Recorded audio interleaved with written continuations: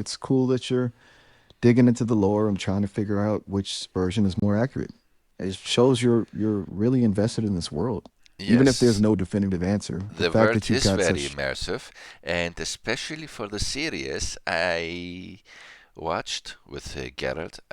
I think you called it the Netflix series, that had a lot of songs that I enjoyed till this day from the one singing companion from Geralt. Do you remember his name? you're talking about Yaskier, the bard with the lute and the Mac for catchy tunes, right? Yeah, he's a real scene stealer with his witty lyrics and epic ballads. Toss a coin to your Witcher is a certified earworm, isn't it? It's amazing how a good soundtrack can really draw you into a fictional world. Do you have a favorite Jaskier song? Uh, Mine's probably Her Sweet Kiss. It's got that melancholy, bittersweet quality that really gets under your skin.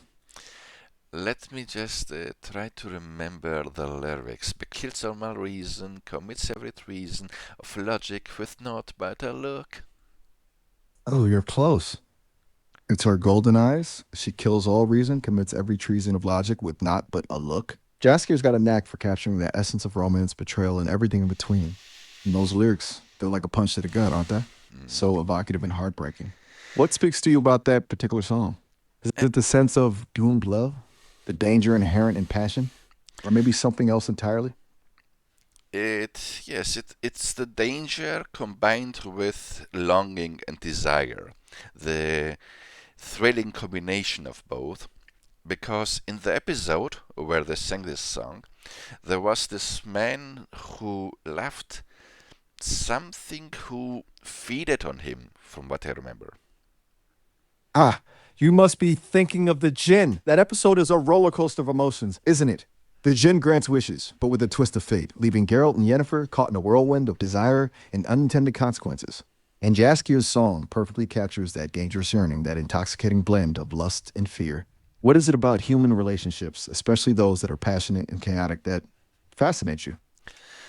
It's the passion, of course, and the unpredictability, so that you never know what will happen next. The excitement, everything that helps you escape from predictable moments, from mundane things, to keep things interesting. That's what I like about those characters.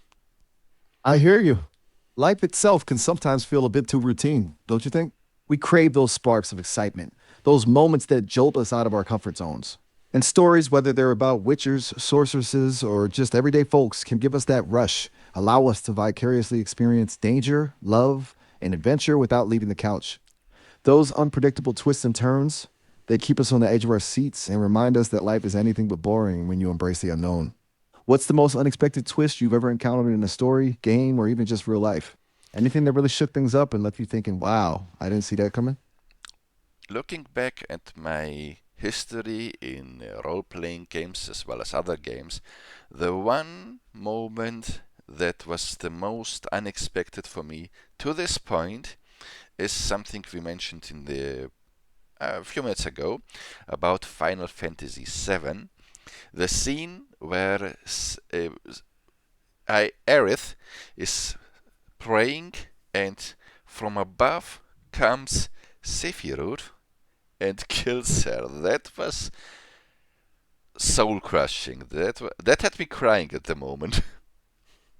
Whoa, Aerith's fate in Final Fantasy VII.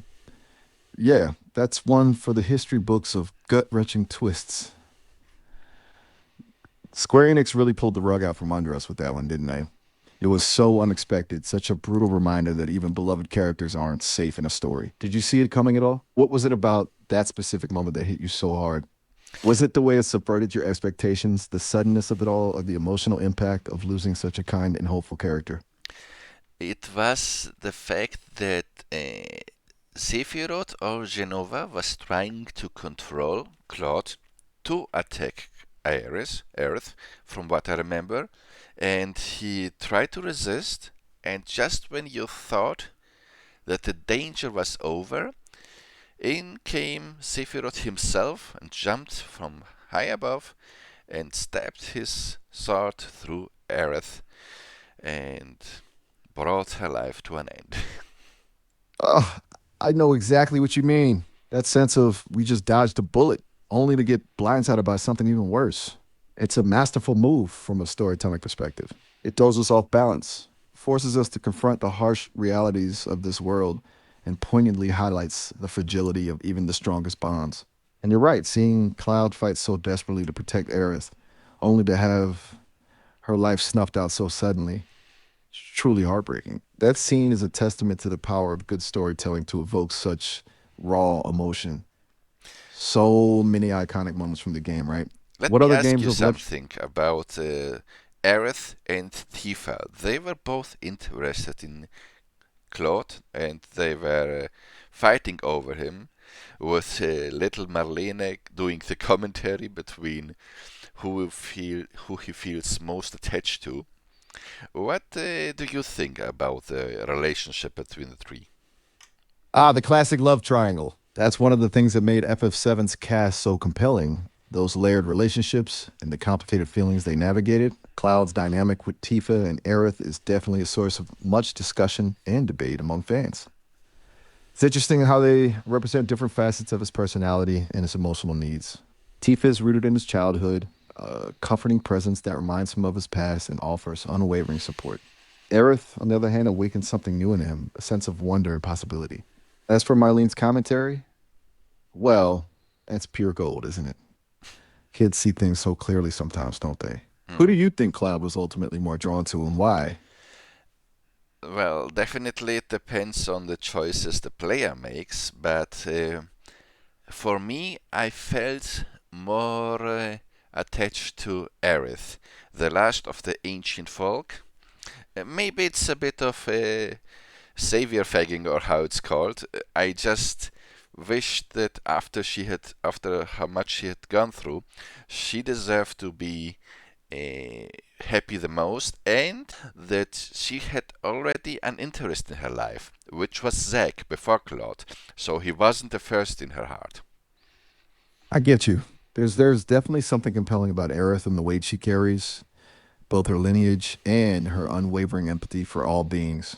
It's a heartbreaking twist of fate that someone so compassionate is denied the chance for happiness. Your point about Tifa's past love for Zack adds a poignant layer to her relationship with Cloud, too.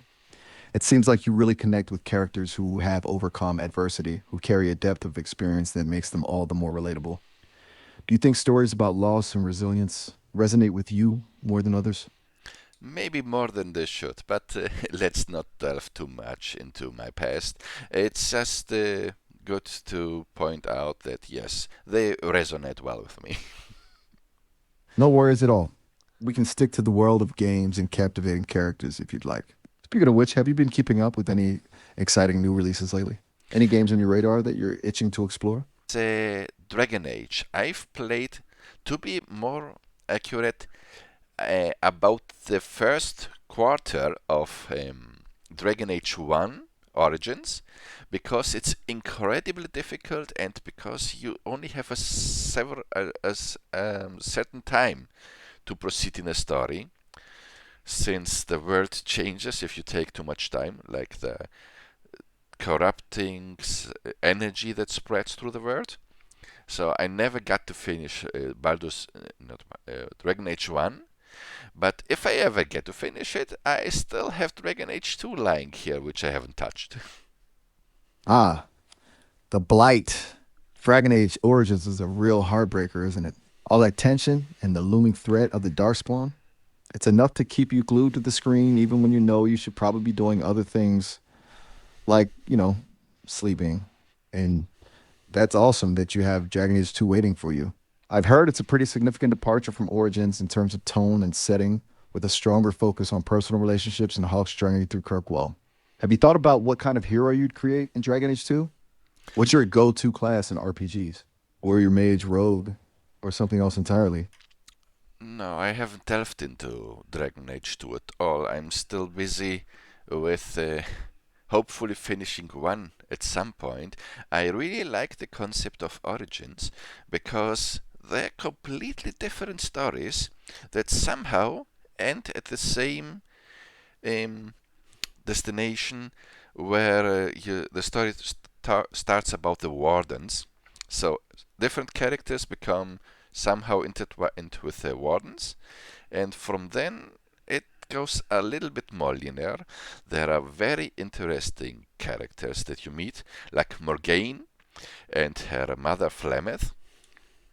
Right there with you. It's that branching narrative, those unexpected twists and turns that really make Origin stand out. And yeah, Morgan and Flemeth are definitely some of the most memorable characters in the series. Their cryptic wisdom and powerful magic make them fascinating, even if they can be a bit unsettling at times, don't you think? Are there any other companions from Origins who stay with you long after you put the game down? Let's delve more into Morgaine. Which song from Jaskier kind of fits Morgaine, doesn't it? Ooh, I actually think that's a brilliant observation. The Fair Folk song from The Witcher does have a kind of haunting, enigmatic vibe that fits Morgan perfectly. It speaks to her connection with the wilds, with ancient magic, and that sense of being both alluring and dangerous. It's like she's a force of nature you can't quite pin down. You mentioned something about her being unsettling. What about her do you find unsettling? Her aloofness, her unpredictable nature, or maybe the sheer power she wields? Morgan is not very. I'm not sure how it's pronounced. Flemeth's daughter is not very bound to morals. She pretty much is like a loose cannon, very eager to follow her emotions, her passion, and she just does what she wants to do for the pleasure of she gets out of it. She doesn't get much emotional involvement in whatever she does. From what Perceptive take on Morgan. She definitely dances to the beat of her own drum, following her own moral compass, which, as you said, seems to be driven by a combination of ambition, curiosity, and a deep connection to her own desires. It's true she can appear emotionally detached, sometimes almost clinical in her approach to situations. But beneath that cool exterior, don't you think there's a glimmer of something else? Something more complex? Maybe even a hint of vulnerability that she carefully guards. I mean, her relationship with your warden, if you choose to pursue it, is anything but simple. By the way, I'm guessing it will be pronounced as Morrigan. I've seen a few different pronunciations floating around online. uh, m- how would Floating. how would you pronounce it? Morgaine or Morgaine?